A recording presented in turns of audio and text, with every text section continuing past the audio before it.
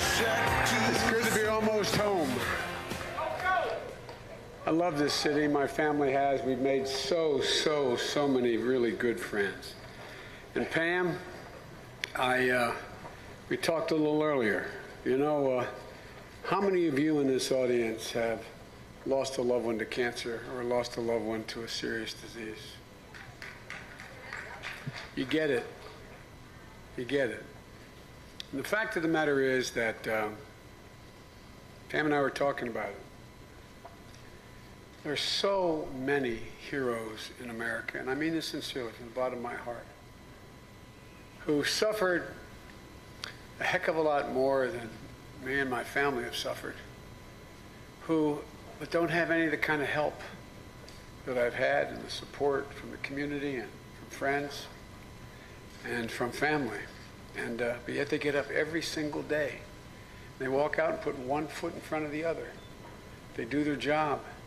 They care for their children, their families, and they care for the people around them. And I think they deserve an incredibly better circumstance than many of them find themselves in. And folks,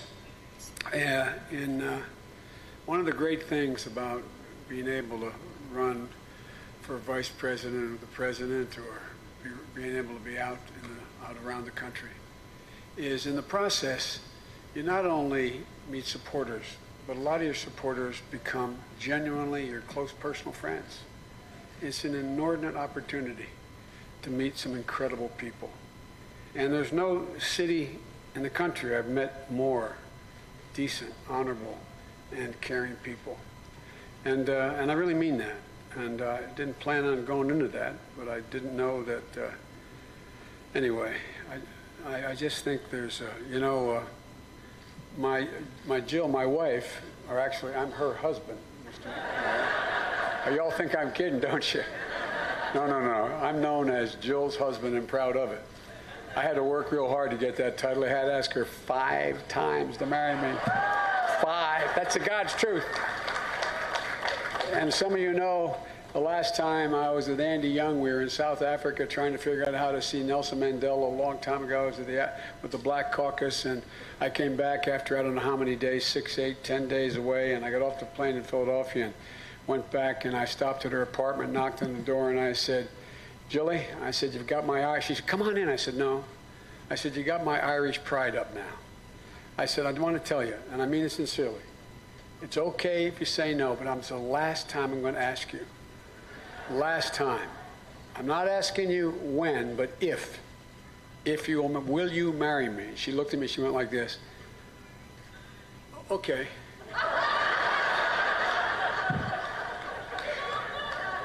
My sister, who a lot of you know, Valerie, later asked her, she said, what made you change your mind? She said, well, I fell in love with the boys. Going on.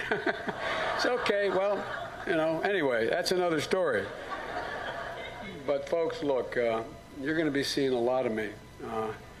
And I promise you this. No one is going to work harder to win your trust and your help. I mean that sincerely. And I want to thank Denise Stoll for being here, our county auditor. I want to thank the mayor and the real mayor, Deb, for being here. You all think I'm kidding. Let me tell you something. If you are the spouse of a mayor, a spouse of a governor, you work full-time for nothing. And anyway, but thank you. And I also want to thank Ken, former deputy sheriff, who was with us. We had the great honor, recommending him to be U.S. Marshal, and he did one heck of a job for us.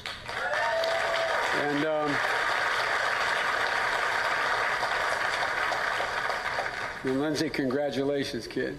Congratulations. It's wonderful. I really mean it. And also, Rick, and our former state representative and president of the Dubuque, Greater Dubuque Development. I get the backwards, Development Corp. Anyway, you're doing a hell of a job, pal.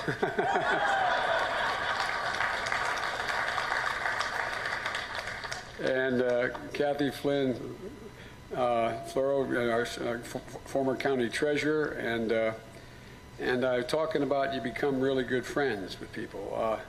To Terry, John, and Ellen Goodman and the whole family, they've been great supporters and great friends. We've never lost contact with each other from the time we met years ago. And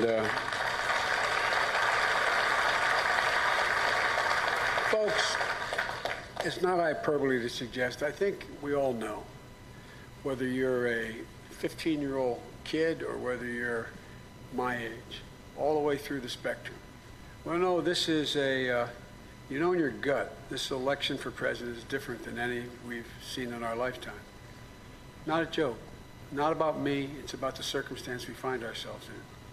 The core values of this nation, our standing in the world, which I will be giving talk an awful lot about in terms of our foreign policy, our standing in the world, our very democracy, everything that's made America America is at stake. And we all know why.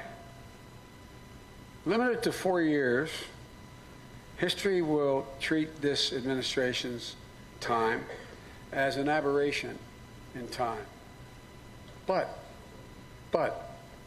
if there's 8 years of this administration, I think it will, I mean it sincerely, will forever and fundamentally change and alter the character and the trajectory of this nation. And folks, beyond Democrat or Republican, and by this is not your father's Republican Party, as the old saying goes. This is a different breed of cat. Now, they talk about there's a division in the Democratic Party. We agree on basically everything, all of us running, all 400 of us. But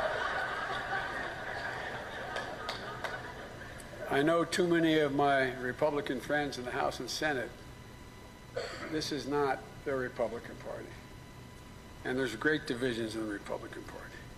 But look, folks, we can't let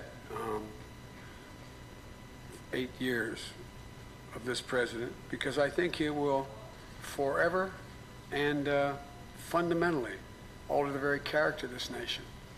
And folks, the threat that is posed to this nation is unlike, as I said, any I've seen in my lifetime. You know, I saw it most vividly in Charlottesville, down in Virginia. You know, these folks, for the first time since the 20s, when the Klan marched down the streets by the thousands on Pennsylvania Avenue, and members of the House and Senate, some governors were members of the Klan. Since then, I don't remember any time, at least in my lifetime, and that's the historical context I talked about with John Meacham, who wrote The Soul of America, another book. Out into the open, out of the fields at night, carrying torches, crazed looks on their faces, carrying torches and swastikas, accompanied by white supremacists, chanting the same anti-Semitic bile that was chanted in the 30s in Germany. And, you know, and then many on the alt-right and this president, when they were confronted by decent, honorable people who had the courage to stand against this hate, and violence ensued. The response when he asked, what did he think? He said, quote, very fine people on both sides.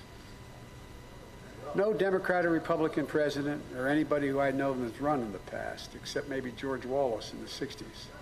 No, I'm not being facetious. I'm being serious. Have said anything like that. And you know, in a few days later, after he was asked about what I said, he doubled down, concocting a phony story about how those violent thugs only wanted to protect the statue of Robert E. Lee. Give me a break, man. Give me a break. Folks, it's nonsense. That rally was advertised. It was advertised as a white supremacy rally. The anti-Semitic chants about Jews in America could be heard around the world. Around the world. Hatred was on the march, and he knew it. I said at the time, and I wrote at the time, in Atlantic magazine, that we're in a battle for the soul of the nation. And we are in a battle for the soul of the nation. This is not who we are. This is not who we are. It's not who the vast majority of the American people are.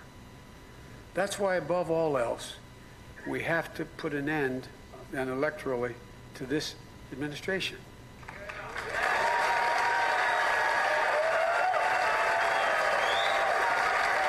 But the stakes are too high. Stakes are too high. The second reason I'm running for president, quite frankly, is it's just the stakes are too high for the backbone of America. I call the backbone middle-class, hardworking American people. The stakes are much too high. Let's get something straight. This country was not built by Wall Street, bankers, hedge fund managers. They're not necessarily bad. It wasn't built by them. It was built by my and your ancestors. It was built by hardworking, ordinary people who did extraordinary things, not only in defending the country, but building this country across the board. It wasn't built by them. It was built by you, by the American middle class, ordinary people who did extraordinary things. And the history of the journey of this country is that when given half a chance, ordinary people do extraordinary things. Just give them something approximating a level playing field. Folks, so what happened?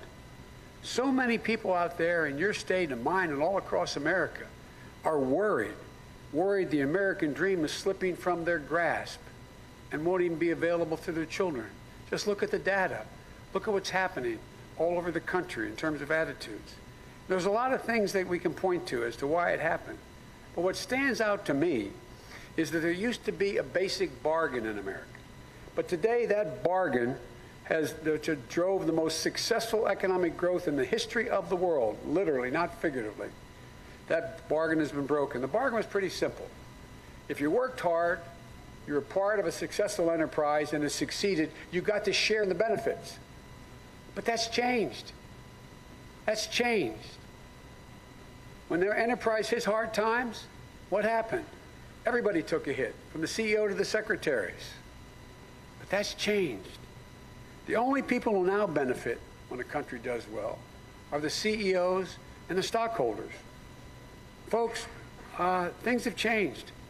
I have a cartoon hanging in my office, and I had it when I was, the last several years, I was vice president.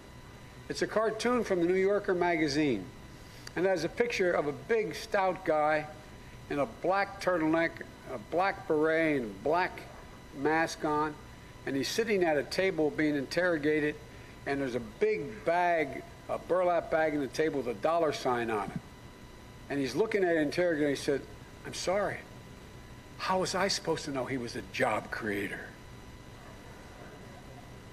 Since when are the only people who are the job creators and benefit are the people who are stockholders and the CEOs? Let me ask you something. The people who build our automobiles on the assembly line and sell them, are they no longer job creators? The people who grow our food, transport our food, protect us, are they not job creators? What's this? Oh, no, I really mean it. Just think about it. Think about how fundamentally it's changed. I don't want to get too wonky here, but Milton Friedman, the conservative economist back in the late 80s, said there's only one obligation a corporation has, and that's to their shareholders. They have an obligation to their employees, to the community they live in, the place they support. They have an obligation, but they've walked away from it. And an awful lot of corporations know it. But quite frankly, they're afraid if they do it the right way, they will not be able to compete with those who are doing it the wrong way. And so, folks, ladies and gentlemen, the fact of the matter is that we have to change this. They have to change it in a way so when folks, as I said, who grow our food, process our food, package it, et cetera, they should succeed when everybody else succeeds.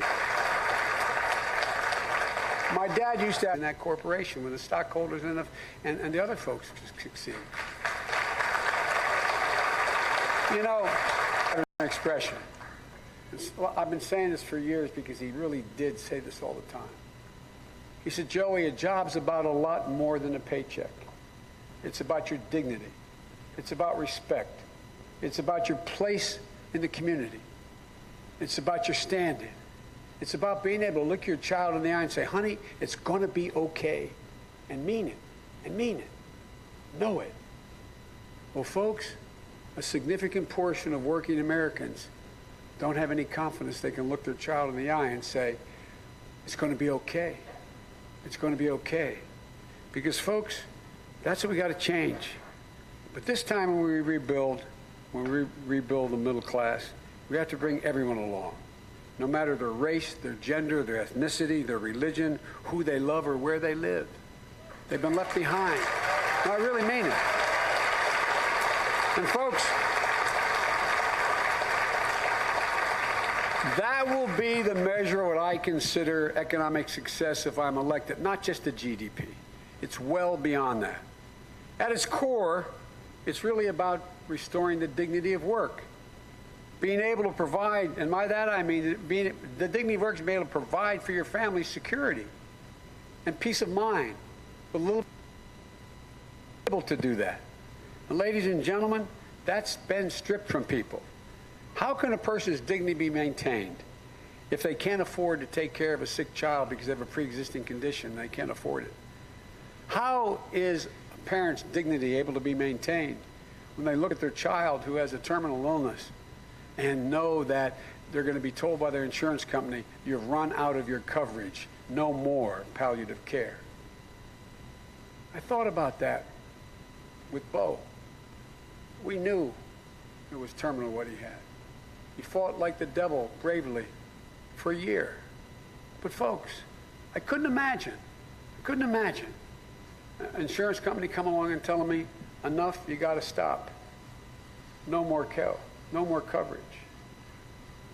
Think of all the people who, before we passed the Affordable Care Act, were in that position. They're being stripped of their dignity. How can a parent maintain his or her dignity if their talented, qualified child, who has the capacity and the desire to go beyond high school, if they can't afford to help them with their education? Whether it's trade school, whether it's community college, whether it's college, whatever it is. I remember when I was a kid, I had an opportunity to go to a school that I couldn't afford to get to. I wanted to go. And I remember going down the night of my senior prom to change cars with my dad. He ran a car dealership, and I always got a nice car in the prom nights. I swear to God. And I remember driving down after a baseball game to his business, parking the car where I always would park it, my 51 Plymouth, which was really great, by the way. And that was even old for me then. And I ran in and I asked Mary, I said, Mary, where's Dad? She said, he's out in the lane, honey, where you're going to fix the cars. And I walked out, and I think how many parents go through this? My dad looked up, and I said, what's the matter, Dad? He said, I'm so sorry, pal. I'm so sorry. And I looked, I thought, this is before cell phones. When something happened to my brother or my sister or my mom, or what happened? I said, Dad, what's the matter? He said, I went to the bank today, honey, to try to borrow the money to help you get there. He said, they won't lend me the money. I'm so ashamed. He had nothing to be ashamed about. But think about it. Think about the people this June are going to be sitting around their kitchen table saying, who's going to tell her we just don't have enough to get her back to school? We're going to have to do the following. Thousands, millions of Americans are making those judgments because education is being priced out of control. You know, the philosopher Kant defined dignity this way. He said, dignity is that people should never be treated as a means to an end, but as an end in themselves. Think about it. Think about it.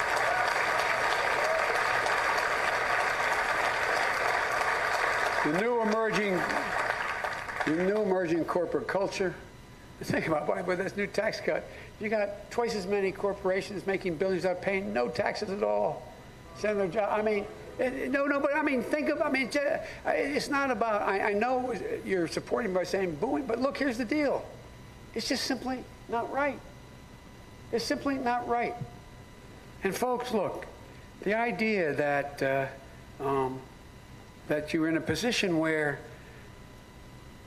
dignity doesn't even come into the thought process of so many employers these days. And you know, we're not only making it harder for you to meet the basic needs of hard-working, middle-class and working-class people by stripping them of their dignity. Just talk to union members. There's been a war on labor's right to bargain for a long time, but we've gone way beyond that. Think about what's happened in the last 10 years or so. There's also a war on individuals as well. 40% of workers will have to sign a non-compete clause at some point in their career. And fact of the matter is, non-compete agreements have one purpose: to hold down the ability to bargain for yourself. I can understand it if you work for a technology company and you have serious secrets or whatever. But I can't understand it for hourly workers. Why in God's name do so many have to sign non-compete agreements? There's no other rationale for it than to hold down wages. Folks, look, if we get what's happened lately as well. Do companies classify low-wage workers as managers? Why do they do that? They do it for a simple reason. Because under the law, if you are not in management, you are entitled to overtime. Just last year alone, 4 million hourly workers were cheated out of $1.2 billion in lost wages. And where'd it go? It went into the corporate coffers. And what they do, they didn't expand, most of them. They bought back their own stock, raising the stock prices for their stockholders and enriching themselves in terms of pay. Look, speaking of overtime, I think it's long past time that we pass a national $15 an hour minimum wage. Enough's enough. And look,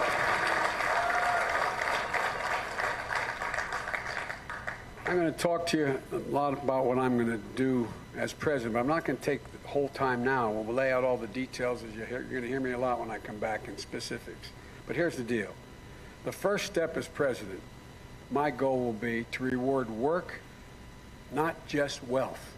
Work. And the first step is reversing the tax cuts and eliminating some of the $1.6 trillion, now get this, $1.6 trillion in loopholes. They call them expenditures. There's $1.6 trillion in our tax code that are called tax expenditures, loopholes. You cannot justify anywhere near all of them. At a minimum, $300 billion of those dollars are total, absolutely waste and giveaways to the super wealthy. And by the way, I think the vast majority of even those people understand it and they're prepared to give it up. But here's the deal. Here it is. Well, they say, no, don't give me that tax break. We got to stop. We got to not be afraid to make it clear what we're going to do. Ladies and gentlemen, you know, we're in a situation where we have to cut the top tax rate for the super wealthy. I mean, he's cut the top tax rate for the super wealthy, got all these new loopholes, and in addition to that, his tax bill shipped jobs overseas and rewarded them from shipping jobs overseas. Then what happened?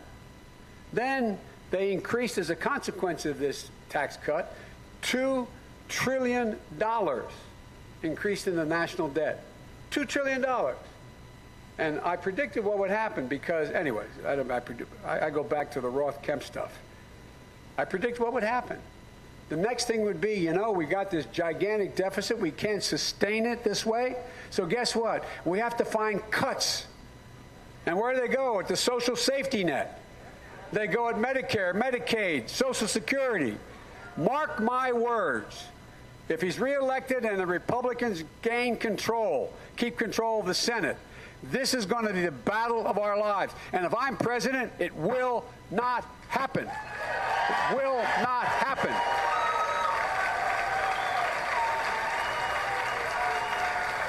Folks, we need to get rid of these capital gains cuts and loopholes for the super wealthy. You know, no one other than Warren Buffett, a billionaire, said it. He pointed out, because of capital gains treatment I get, I paid a lower tax rate than my secretary. How can that possibly be justified? How can it be justified? Folks, look, the fact of the matter is, as I said, we should be rewarding work, not just wealth. And look, we got to finish the job, speaking of security, on health care. You know, when we passed the Affordable Care Act, I told President Obama it was a big deal, or something to that effect.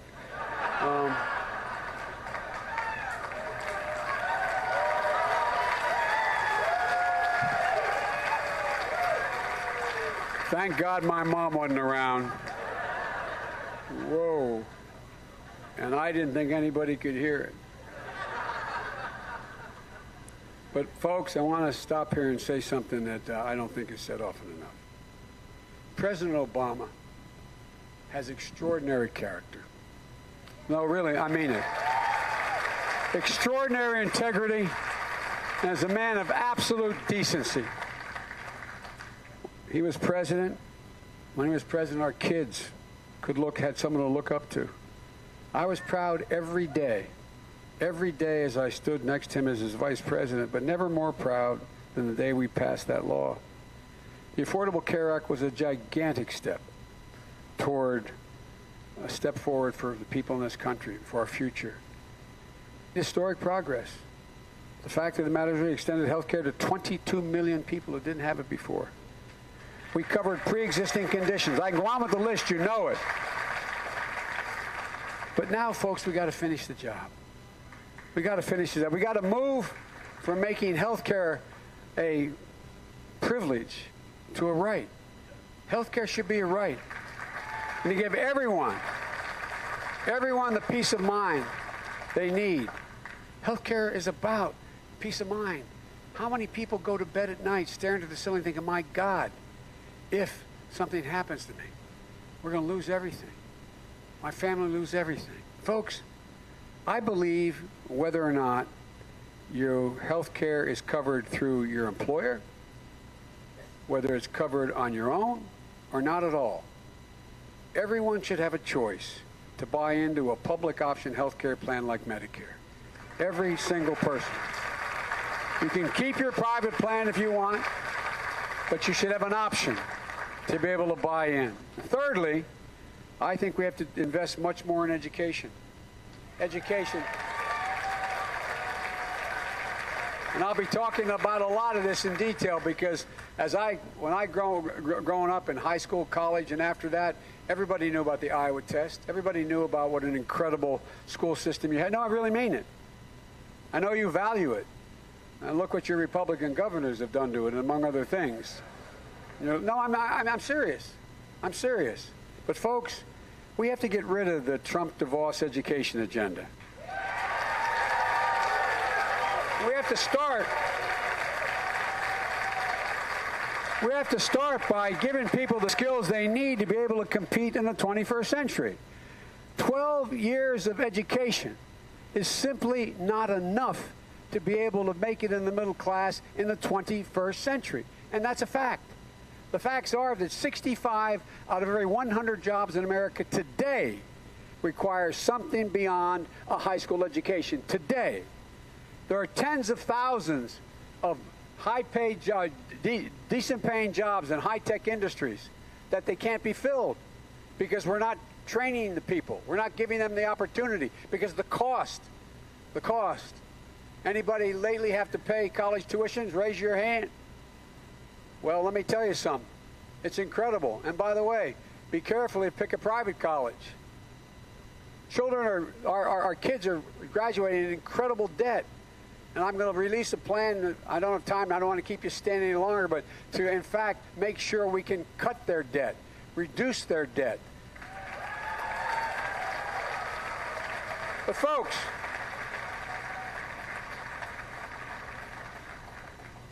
I have so much more to say, but I'm not going to say it because I've already kept you standing too long. But here's the deal. We got to make sure the economy works not only to folks with 4-year degrees and and graduate degrees beyond that. We've got to make sure it works for those who complete on-the-job training, trade programs, community colleges, because there's plenty to do out there. There's a lot more we need to do to restore the middle class and win the future, and we have to be much more ambitious than we are now, to do the things that we had talked about doing in the last our administration. I was interviewed by one of your statewide radio folks today, and they were quoting me about early on my talking about the need to deal with climate control, climate change, the need to deal with it, went on and on. Well, it's long overdue, man. It's long overdue. As we rebuild the infrastructure of this country, we have to build a green infrastructure. We can do that. Clean, renewable energy. I don't have to tell you about what you've been able to do here and the jobs created by wind and renewable energy. I don't have to tell you. Cleaner, safer, and faster transportation. We had a plan, and I'm going to reintroduce it to make sure it gets done, is that electric vehicles, in fact, the biggest problem is you can't stop to charge. We should have charging stations along every interstate highway in the country. You pay for it just like you did gasoline. But if you can do that with bicycles in town, and you can put a nickel, I'm serious. What are we doing? What are we doing? The fact of the matter is, folks, this is not only going to help the existential threat that exists unless we do something serious about climate change now. We're running out of time. But those of you in the trades know we will create millions of good-paying middle-class jobs you can raise a family on. You can raise a family on. Folks, the idea that we can't do this is beyond my comprehension. We can do this all without punishing anybody, by eliminating the hundreds of billions of dollars unnecessary loopholes for the super wealthy. And it's not going to punish, again, anybody. For example, we could send every single solitary person in America qualified to go to community college for free. It costs $6 billion. They say, well, there goes that big spending Biden. We can do it by eliminating one $17 billion tax loophole out of $1.6 trillion in tax loopholes. It's called stepped-up basis. If, God forbid, you're cashing in a capital gains, you get hit by a truck, God forbid, you lose your life, and you were about to pay your tax on it, and it's left to your child, they don't have to pay any tax. It's not inheritance tax. It was a tax owed 10 seconds earlier, beforehand. By that, we could put every single person that's qualified in community college, cutting in half the cost of a four-year college, because your state universities accept the transfers of the credits in almost every state in the United States of America. And in the process, increase productivity and give people opportunities in a job. This is not rocket science, folks. It's simple, basic stuff. But speaking of rocket science, we have to look at the future. The future here. We have an enormous possibilities. If we just invest, imagine what we do if we can invest significantly more money like we did with the cancer research as we left as vice president. Here's the deal, guys. We're on the cusp of fundamentally altering diseases like cancer, Alzheimer's, addiction, so many things out there that would not only save people's lives and extend their lives, but save the country billions of dollars. Billions. Look what's happening here. Look what's happening with what your Republican friends did with privatizing Medicaid. I mean, seriously. You haven't lost, like many other states have yet, your rural hospitals. But talk to the people who live in places like, where I was campaigned in Montana and North Dakota and the big states. We're literally putting people's lives in jeopardy when those hospitals close. God forbid you're in an accident. Those of you who are first responders, it's a heck of a lot better. You can save a life if you can get them to the hospital in 5 minutes or 10 minutes rather than an hour. So, folks, there's so much here that's totally within our capacity to do. Folks, I get a little too excited about this.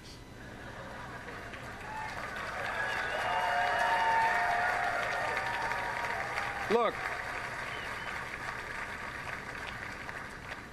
the reason I'm so optimistic about what we can do if we just get up and remember who in God's name we are, change this administration. I'm optimistic that we're better positioned than any country in the world to own the 21st century. Not a joke.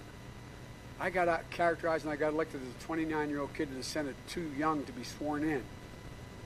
I was labeled the optimist. I'm more optimistic today about America's chances.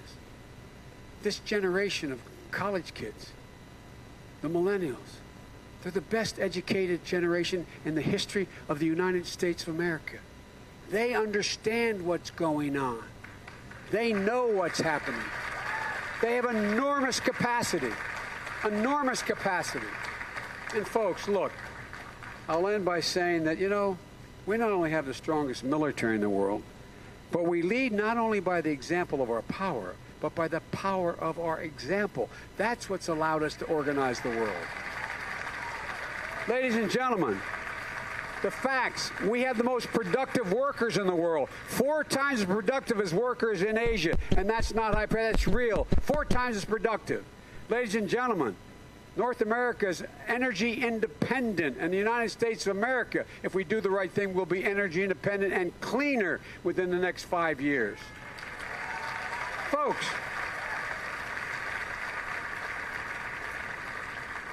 we have more great research universities in the United States of America than all the rest of the world combined. As my wife, the professor, would say, if you doubt me, Google it. Not a joke. We do. And that's where every major fundamental change that changes people's lives come out of. Corporations, they're not bad folks. They come along and they monetize it, which needs to be done. But the research, almost every single breakthrough comes out of those great research universities. And you own them. You own them. There are places like Los Alamos. I can go through all those great universities right here in the state of Iowa. Folks, I don't know why we think we walk around like, oh, woe is me. What are we going to do? Man, we got to get up. Get up. Lift our heads up. Remember who we are. This is the United States of America. We can do anything. We've demonstrated. Not a joke. We can do anything we've set our minds to.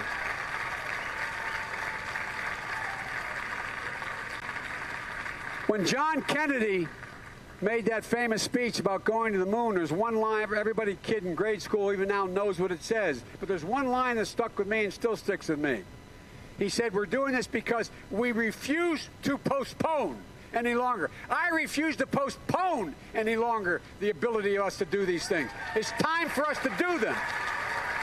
It's within our wheelhouse. We have the capacity to do them. And folks, everybody knows who Donald Trump is. We got to let them know who we are. They got to know who we are. We choose hope over fear. We choose unity over division. We choose truth over lies. And we choose science over fiction. Folks, so pick up your heads. Remember who we are. Not a joke. This is the United States of America. Let's get up and move. God bless you all, and may God protect our troops. Thank you, man. Thank you. Thank you.